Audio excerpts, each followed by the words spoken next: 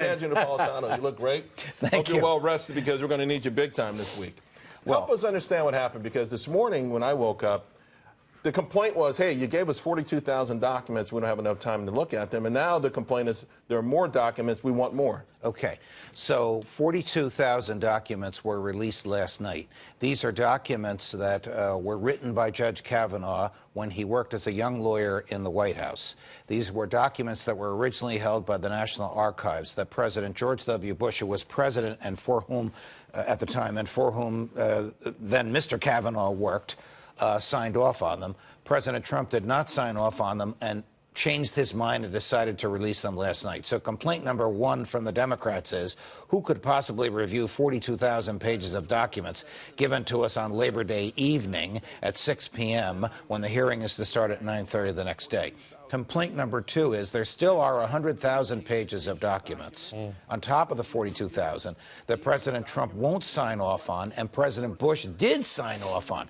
These are documents of memos that a young Brett Kavanaugh wrote to the President of the United States for whom he worked, and that the then president signed off on. President Trump is claiming executive privilege on those, and the Democrats are saying, how can the present president claim a privilege that is the ability to withhold documents on documents that were written 12 and 15 years ago?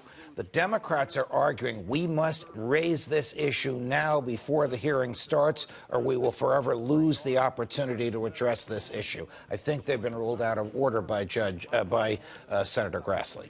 But President Trump has to sign off on them. Under the law, yes. Right. It requires two presidents. So it is his prerogative, then? Yes. I think he cited the wrong privilege, but that's just in the weeds. He does have the ability, under the law, to hold back these documents. The Democrats suspect that in these documents are references to torture, probably in favor of torture, which would disturb Senator Rand Paul, and antipathy towards Roe versus Wade, which would disturb Senators Susan Collins and Lisa Murkowski. But they haven't seen the documents, and they don't know. They suspect that that's why those documents are being held back. And a Republican response might be, well, you've gotten 480,000 documents, yes, more than the last 5 nominees combined, and this is a stall tactic. Everything that you're doing is a tactic to stall the inevitable, or at least to try to get this maybe even through the midterms. The better Republican argument is